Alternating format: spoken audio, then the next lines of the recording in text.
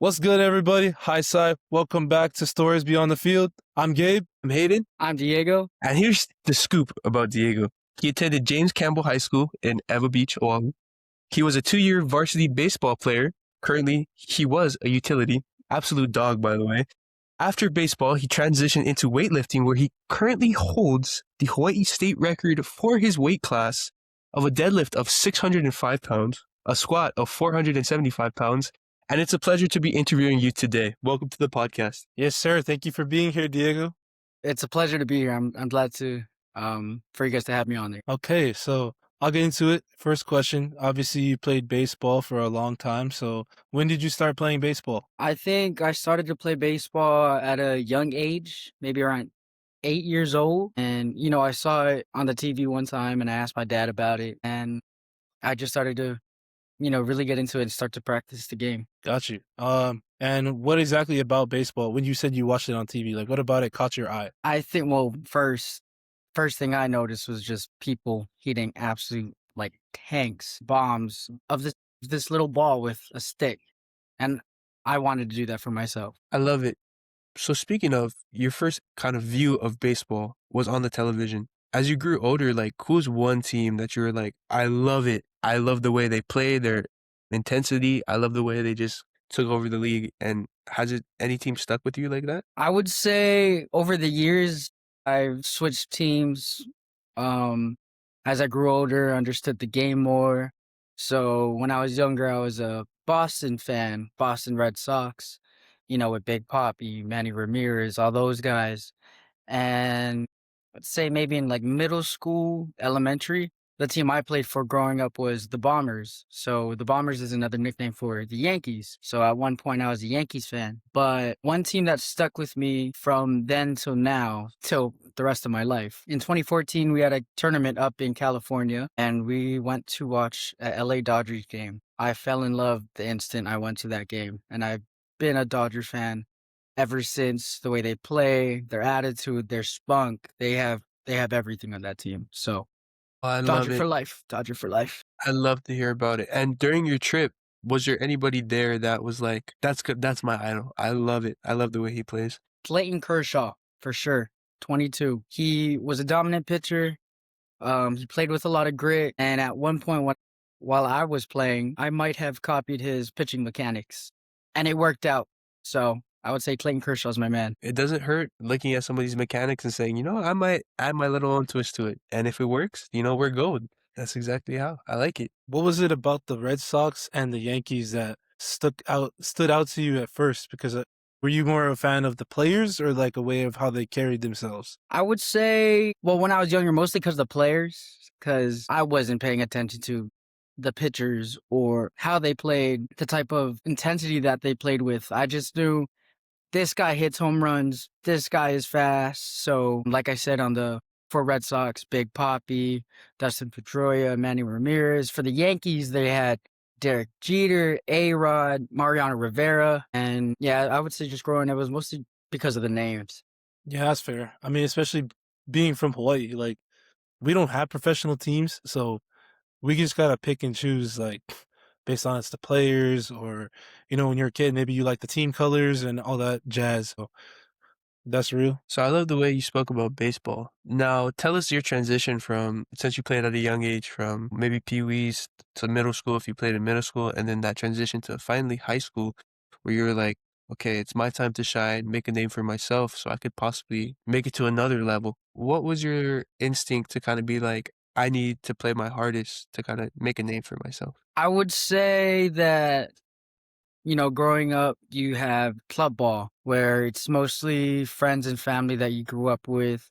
They can be from the same city or across the island. I would say the biggest difference going from club ball to high school is that you're not playing with, your boys or friends that you grew up with playing ball. You're representing yourself, and you're not just representing yourself, you're representing your city that you're from. It's an adjustment for sure, because all your teammates that are in high school are not the same boys that you grew up in club ball, that you probably know or spent lots of time with inside, on and off the field. So I'd say the biggest adjustment that I had to make was just not being with my boys that I grew up with. When you first got a part of the high school team, did you find it was kind of hard to like make friends with your teammates at first, or was it like an easy transition in that aspect? I would say it was a little difficult because mostly everyone in Ever Beach were like all clits. They were all boys that grew up with each other. They all played club ball together. They already had that bond together already. Well, while I didn't really hang out with a lot of the Ever Beach baseball players that played, I didn't get to build that bond with them. So I kind of, in a sense, felt like an outcast. So it was a little difficult in the beginning, but I slowly warmed up to it, and we built a bigger bond, a greater, stronger bond by the end of the season. I feel like I feel like that's kind of normal. Like when you get into high school, like especially when you start playing on a sports team, if you haven't grown up with those guys, like I feel like it's initially always difficult to kind of connect at first. But once you guys become close, like you guys are boys, you know, because you're going to war together every weekend or stuff. So I'm glad you finally found your guys when you got to know them a little bit better. So let's talk about continuing with high school baseball. Like you and I, we both experienced it, that horrendous thing called COVID. Like it took away my senior season, but you actually got to play baseball, but you had to wear masks and gaiters. And I assumed that sucked. So what was it like to play with a mask? And did it make playing a little more challenging? Like what was your experience like? Oh, it was the worst. I can I can 100% say that it was the worst to play with masks on. Like, you wouldn't think since you're outside, a lot of open space, that it wouldn't affect you, but since there's, like, your airways being constricted, it was tough to, do simple things, run. Just to stand in the dugout, you had to wear a mask since you're, close together. When I was pitching, it was even more tough, and it was just a nuisance. It was a nuisance to say the least that it was. Would you say like it affected the way you played at all? Like did you have to adjust to wearing a mask when you played? Like what was it? Yeah. I would say it did make it difficult because, you make a lot of quick jolted movements, just twitch muscles where you have to go to 0 to 100 and you need to breathe with every inch of your lungs that you have. And like running from home to first was felt like you ran a mile. So, your stamina goes down, your mental might go down because, you're not getting as much air. Hmm. So it did make the game a lot harder. Like would you guys practice with the masks on too, just to kind of prepare yourself for how you have to play? From the beginning, like as soon as they greenlit, us playing or practicing, we had to wear the mask while we're on the bench. We had to wear the mask on the field. Like even though on a diamond, it's very big. No one is really next to each other. You still had to wear a mask, and it was not easy.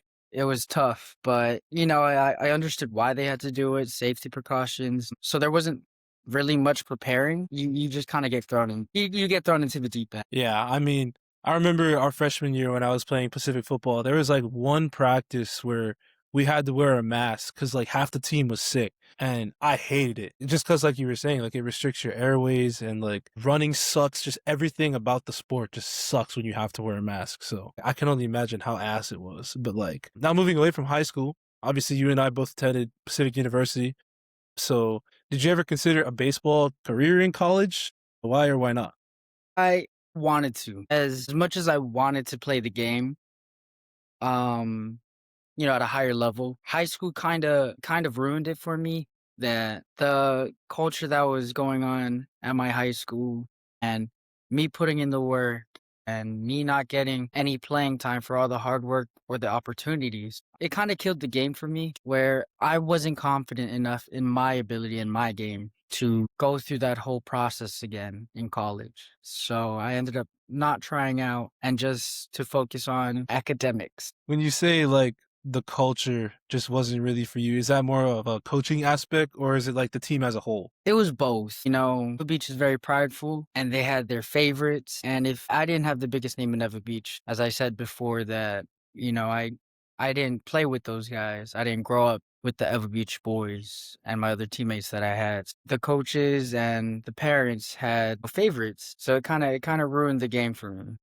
And I guess how would you say you kind of coped with that? You know, you say you put hours into working on yourself just to get no result back from coaches because you weren't their ideal fit.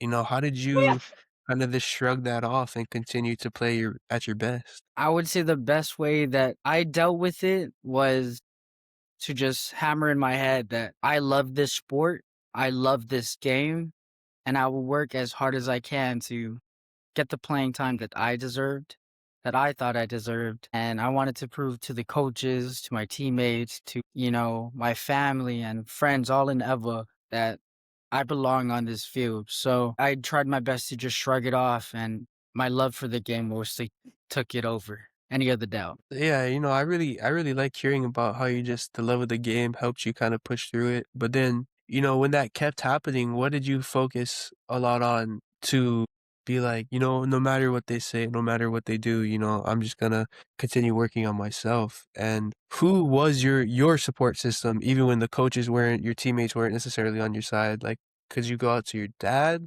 Maybe was it like a teacher or maybe even a girlfriend that was like, no matter what the coaches say, you're playing your hardest, and I'm always so proud of you. I'm not going to lie. I didn't go to anyone. I didn't use anyone as an outlet. I kind of just, buried it on my shoulders and just walked with it most of the time. And it slowly ate at me. It affected me mentally. Like I had the yips. Do you guys know what the yips is? So the yips is basically you have a mental block. You can do all the tech, you can do all the training, mechanics, perfect to a T, but mentally you're not there. You don't think you have the capabilities that you have. So I had the yips. I was just not confident in my game. And it did eat at me throughout the season where I did give up on myself. So Now, you don't have to answer this, but like, did you feel like uncomfortable to confide in anybody with what you were going through, or you just maybe didn't feel like it was necessary at the time? I just didn't want I didn't want anyone to worry,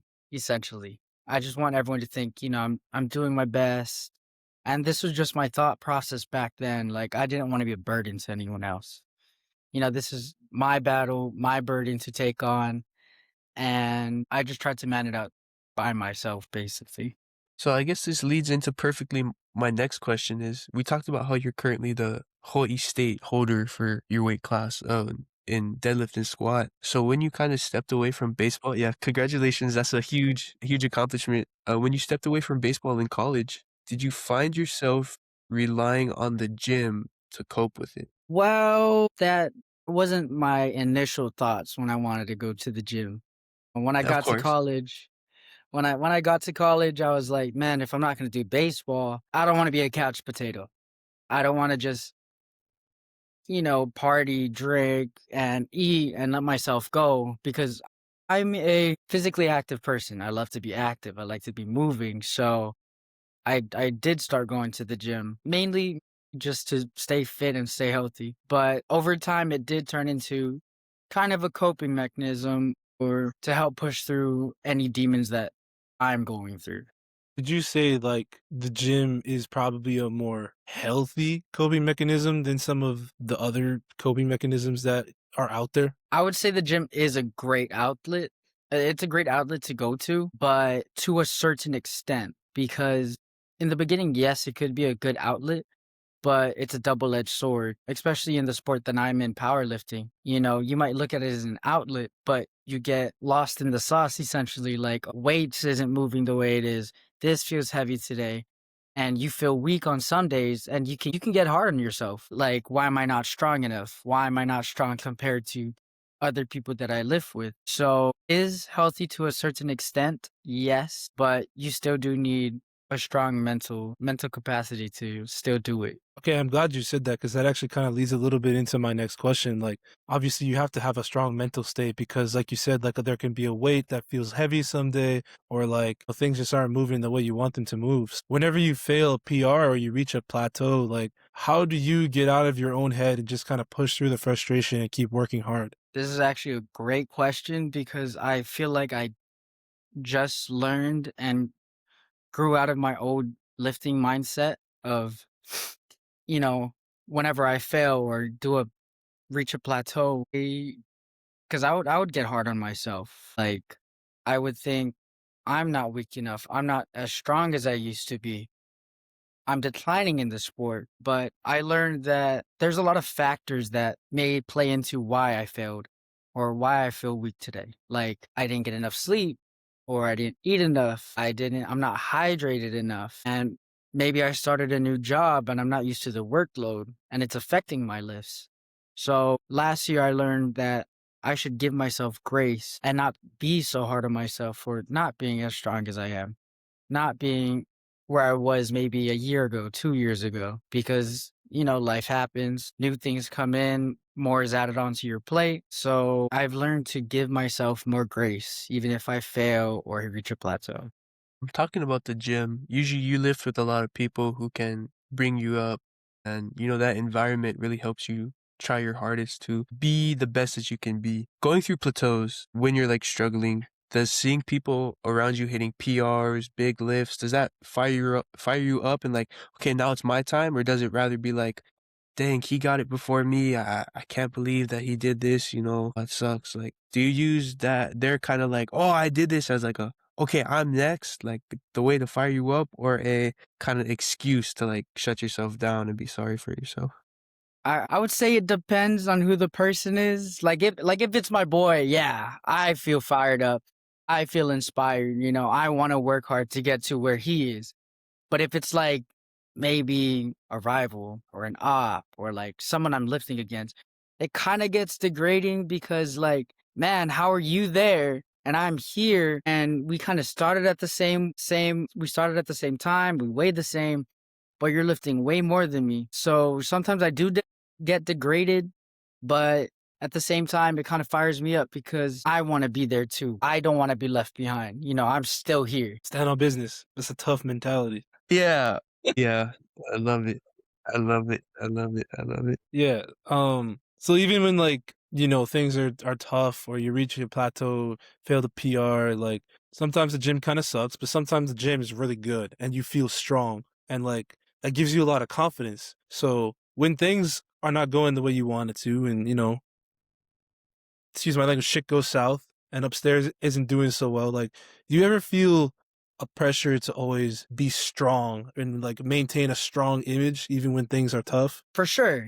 I always want to be at the tip top best shape that I can be. I want to always get better in the gym day by day, set by set. I always want to be as strong as I can. Even if I'm in the dumps, even if weights aren't moving the way I am, that's only one day. I have 4 more workouts throughout the week and I'll just pick it up the next day. I think that's You a know, good I mentality to have. I Like, think it's really good.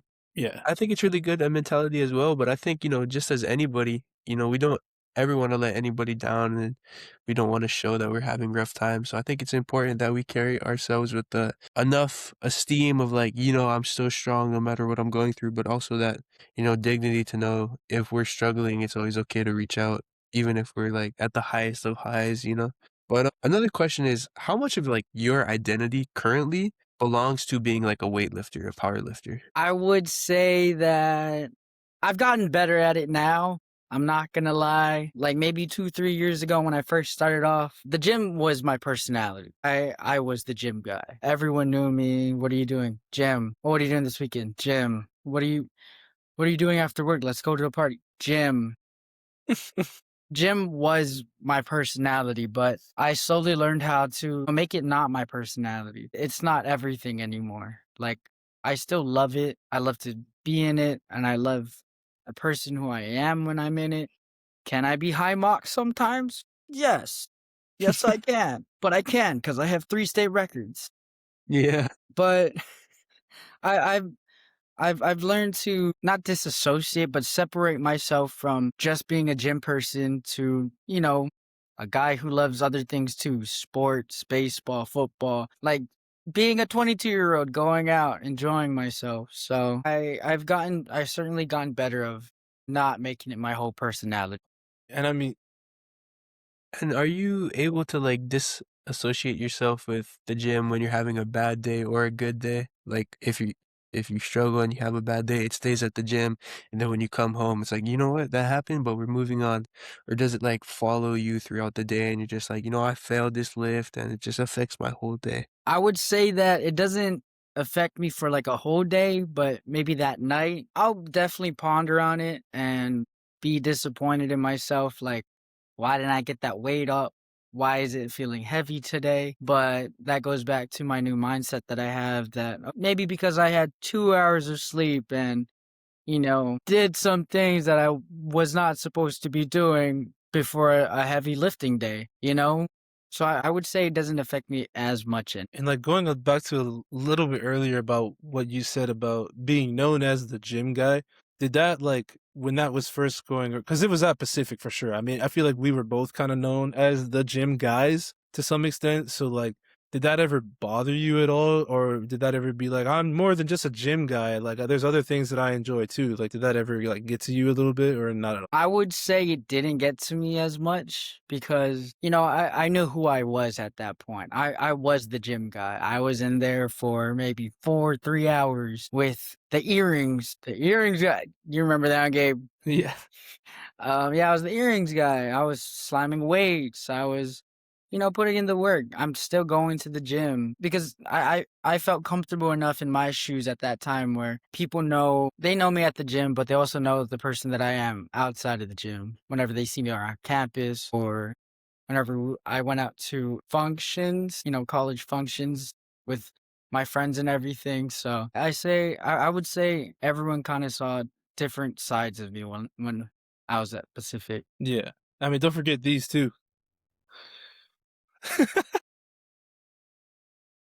But yeah, no, for sure. I mean, that's a good way to think about it. Like it's not your whole personality, but like it's an aspect of you and it's something that's important to you. So like it shouldn't make you feel negatively because like, you are a proud weightlifter and that's what's up because like not a lot of people do that. Not a lot of people Definitely not a lot of people can lift as much as you. So like stand on business. You are a really strong guy. I know that you have a lot of records and you are very, very built, but have you ever gotten injured while working out? And if so, how did you kind of cope with being injured and not being able to lift? I've had minor injuries when I was starting to train and weight lift and everything. Before I dealt with the shoulder injury half the time. Like I don't know if it was a pinch something or I just wasn't benching correctly. And at one point I had a minor back strain, which kind of took me out for like a couple days. But I would say those whenever those injuries did come up, it was on the tougher side because all I wanted to do was lift. All I wanted to do was get stronger. And it was so hard to rest and let my body heal when I just want to keep pushing and getting stronger. So those times were really tough not being able to get stronger. Yeah, I can only imagine. I mean, it's like with professional athletes, like they want to get back into their sport as soon as possible. Like absolutely everybody hates being injured. How did you really like discipline yourself to take the time to allow yourself to recover, even if it was just a minor injury? I would say I would have to think about my future. It's not worth the risk to keep pushing it and turning a minor problem to a major problem. And I won't be able to do my sport at all. So I had to mentally tell myself, like, hey, your body needs rest. You've been pushing a lot. So I deserve the rest and healing that it is. And even if I may not be as strong as I was before the injury, I will eventually get back there. It's a good mentality to have. And again, good answer because it leads into my next question. So it sounds like, you really do need to have like a really tough mental state to be a lifter, especially a competitive lifter when you're competing against other people about around your same size. So how has lifting kind of shaped your mental toughness as you've gone through becoming a power lifter and also just a lifter in general? I would say it helped me have a better mental or mindset for basically everything in my life. I think of the gym in all facets of my life, which sounds kind of sad. I'm not going to lie. But because in the gym, when I go to the gym, I might not want to go. I might be tired, but I have enough discipline to say, I have to get the work done. I have to put in the work to be the best. If I want to be the strongest, I have to go on the days I don't want to go. So I put that into my daily life. I don't feel like, going to work or doing homework or school because I don't like it.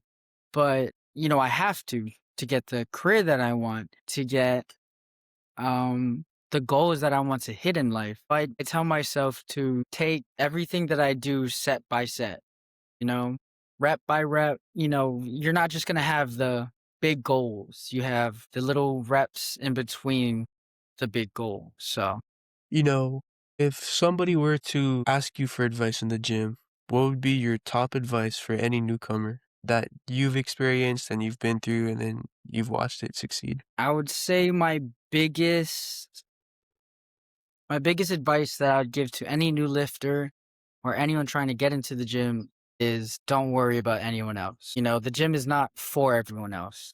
You're going to the gym for you and your own problems or your own goals that you want to achieve. It's in the gym, it's you against you, and it should always be that. I like it. I think that's really truthful and speaks to what the gym community really is. Kind of building off that, like you said, it's you versus you. So you're gonna be your biggest supporter, but also your biggest hater. So like, how can one kind of win the battle against your own brain and kind of keep yourself on a more positive side mindset, even when the gym is not going your way? I would say that the best way to support yourself is always celebrate your wins. Always celebrate the small wins, the small milestones that you hit. Even if you are disappointed that you're not hitting your big goals, that you're not where you should be mentally or in the gym, you should always stay on the positive side of, giving yourself the flowers for putting in the work, still going to the gym when you don't want to, because this sport is a gradual gratification. It's not instant. You have to consistently have to show up for yourself and put in the work, even if the weights aren't where you want it to be, but eventually it would. I think that's a good mindset. Everybody starts somewhere. It's like anything. You got to be consistent, work hard, because without consistency, for lack of better words, you're not going to be shit. Like, you're just going to be like nobody. So you got to be consistent. You got to keep working hard, but you need a support system. Definitely, like a gym buddy or just someone that is knowledgeable about the gym, so you can always be getting better and fixing your form and making sure you're doing things right, so you're building the best version of you that you want to build.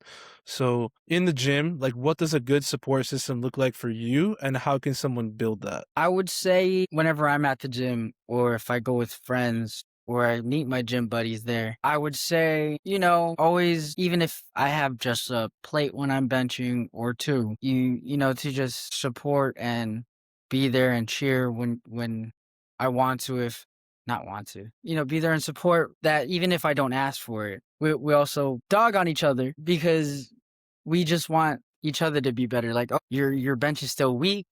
Like, even though you got a big deadlift, your bench is still weak, but that kind of motivates you to like prove them wrong, prove anyone wrong. Your friends, your boys. I would say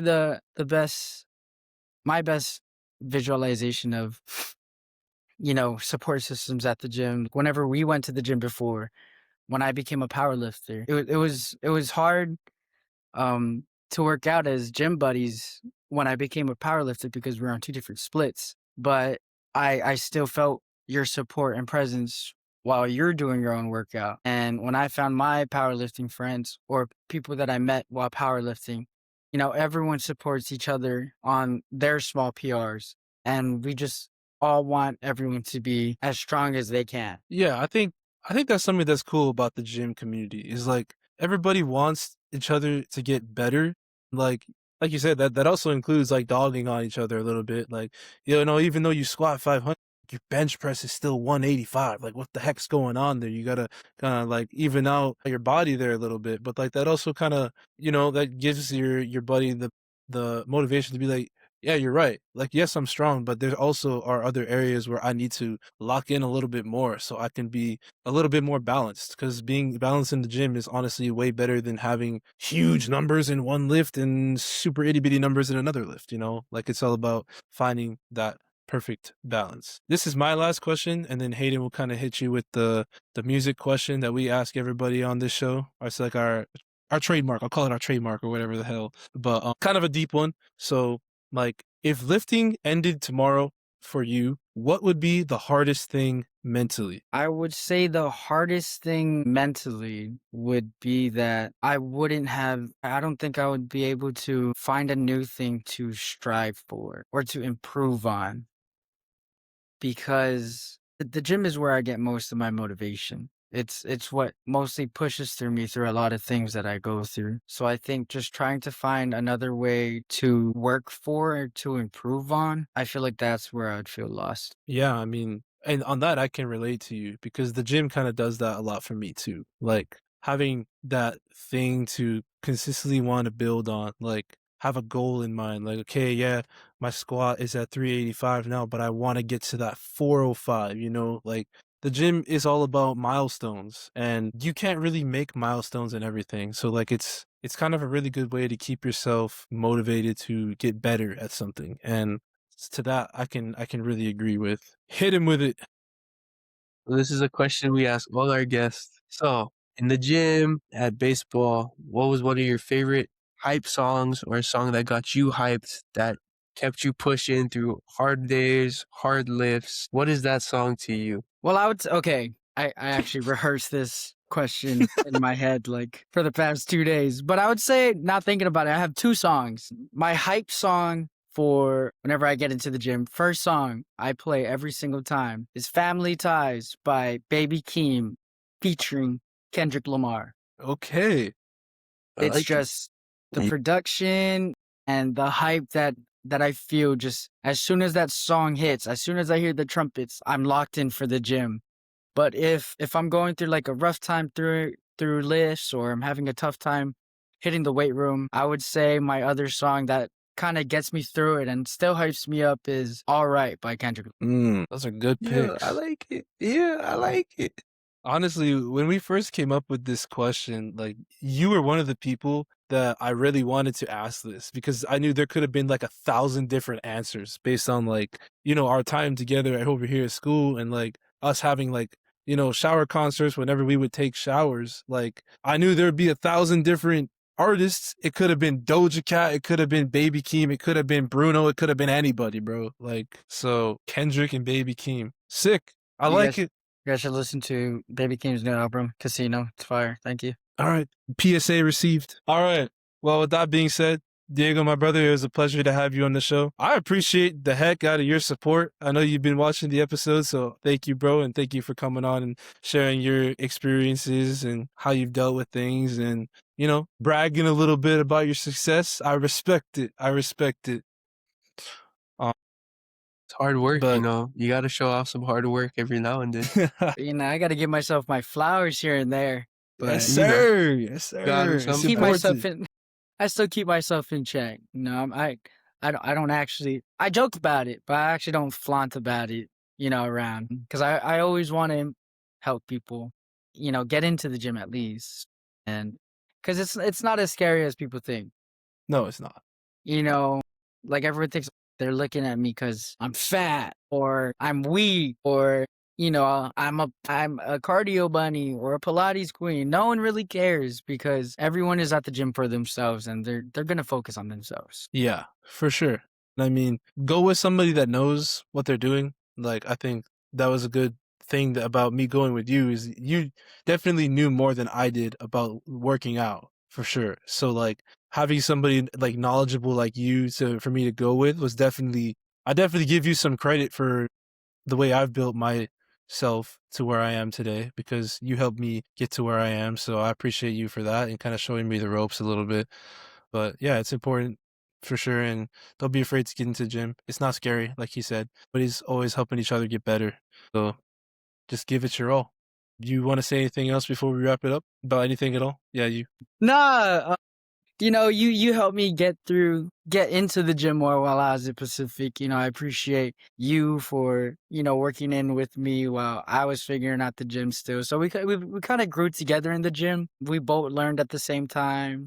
And, you try to give me as much tips as you can on bench because, benching was your thing. I was never a good bencher. Like, to this day, I'm still trying to impress you with, okay, that sounds kind of gay, but like, I hope that you see how much I've grown in my bench part of my game, and because we both went through all my plateaus and all my milestones that I hit on bench. So it was great to, you know, have you while I was growing in the gym, and we both grew together. You give me too much credit. You will definitely catch up to me in no time, bro. Like honestly, you've come a long way since we last worked out together over here at Pacific, and your progress is awesome. Keep doing you. You are working so hard, and you've gotten really strong.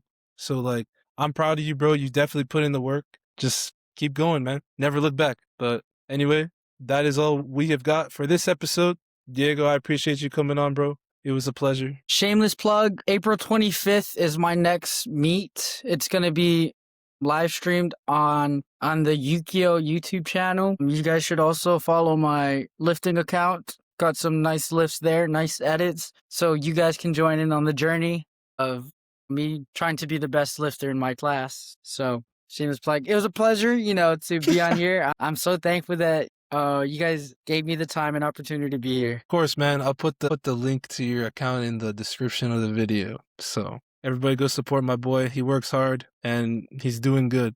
But that's all the time we got for today. Appreciate y'all for watching. I appreciate you for being here, Diego. And you take care, buddy. Y'all take care. This is important. Take care of your mental health, please. And we will see you guys in the next episode. Shoot.